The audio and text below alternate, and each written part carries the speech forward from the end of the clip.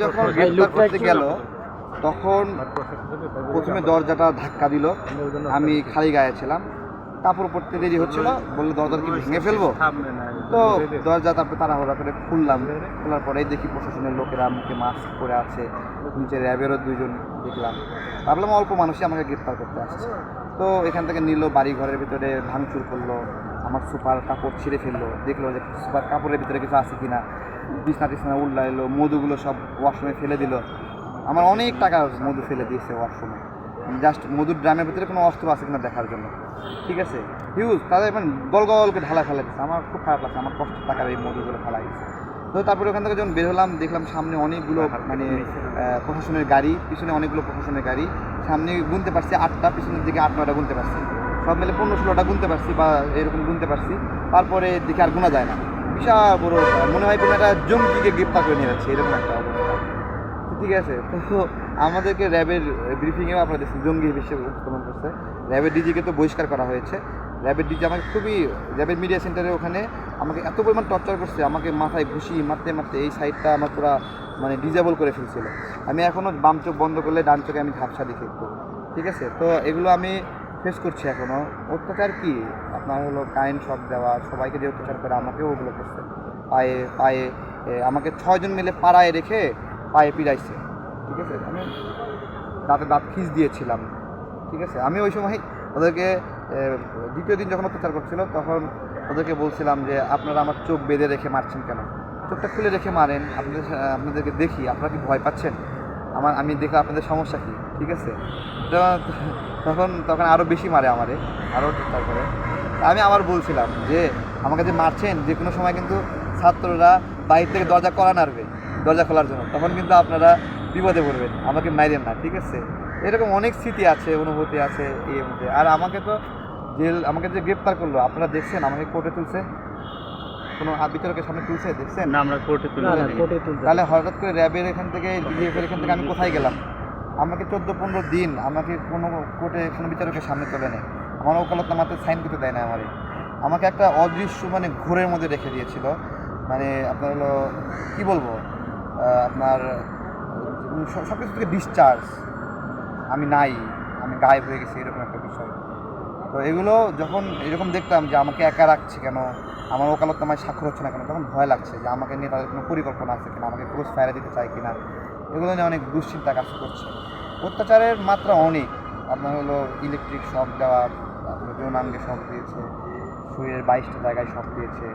ঠিক আছে, এবং যেই অফিসারই জিজ্ঞাসাবাদ করতে আসে ধূপ ধাপ করে মানে মুখে থাপ্পড় মারে, যত গায়ের শক্তি সব শক্তি দিয়ে মুখে থাপড়াচ্ছে, চড়াচ্ছে, মারতে মারতে বিদিশে করে মারছে। মানে 60-70-80টা পর্যন্ত গুনতে পারছি, তারপরে গুনতেই পারিনি, মানে গুনতে পেরেশানি হয়ে গেছে। তো এগুলো অনেক অত্যাচার হয়েছে। আমি চাই শেখ হাসিনাকেও ধরে এই সেম অত্যাচার করা গেলো। আমার পাশায় যেরকম মারছে, হাসিনারও পাশায় মারা হচ্ছে। আমার যেরকম পায়ে মারতে মারতে ফুলাই দিচ্ছে, হাসিনারও পায়ে মারতে মারতে ফুলাই দেওয়া হোক। যে ছাত্র ভাইদের চোখ নষ্ট করছে, হাসিনারও চোখ নষ্ট করা হোক।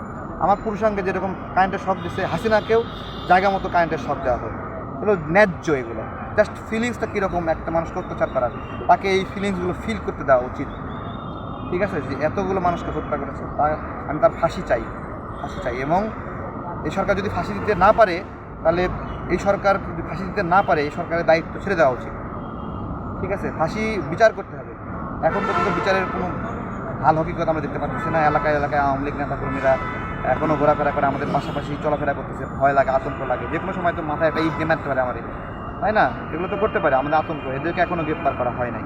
ঠিক আছে, এদের বাসায় গিয়ে সমন্বয়করা গিয়ে দাওয়াত খাচ্ছে, এগুলো দুঃখজনক। শেখ পরিবারের কেউ গ্রেপ্তার হয়নি, এটা আরও একটা। শেখ পরিবারের তো এরা তো আসলে মানে ভয় পায় বেশি, সাথে সাথেই পালাই গেছে, আগেই পালাই গেছে বেশিরভাগ। তবে যেগুলো আছে সেগুলোকে গ্রেপ্তার করা উচিত ছিল। মানে এই ফ্যামিলির দ্বারা বাংলাদেশের মানুষ এত কষ্ট পাইছে, নিপীড়নের শিকার হয়েছে। দেখেন, এরা যেখানে নির্বাচন করছে, রাজনীতি করছে, সেখানে কারো রাজনৈতিক ভবিষ্যৎ পরিষ্কার ছিল না।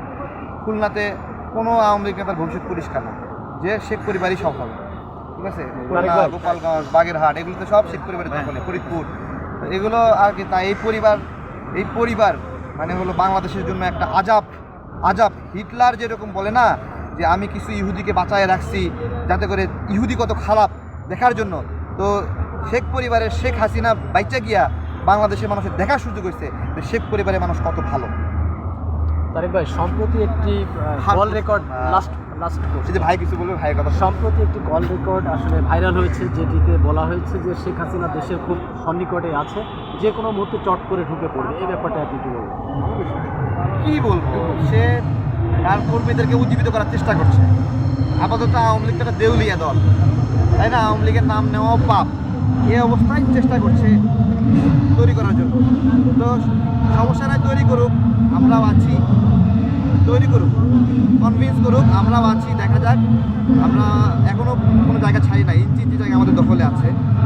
যারা আওয়ামী লীগকে জায়গা দিচ্ছে, স্পেস দিচ্ছে, আমরা আওয়ামী লীগকে যে দৃষ্টিতে দেখি তাদেরকে সেই দৃষ্টিতে দেখব। হ্যাঁ, এই যে বাংলাদেশ, আওয়ামী লীগ তো ভালোই আছে এখন, তাই না? এই ভালোই যারা রাখছে তাদেরকেও আমরা আওয়ামী লীগকে যেভাবে দেখি তাদেরকে ওই রকম শত্রুর কাতারেই দেখব, এবং সেগুলো ব্যবস্থাও গ্রহণ শুরু হবে ইনশাআল্লাহ।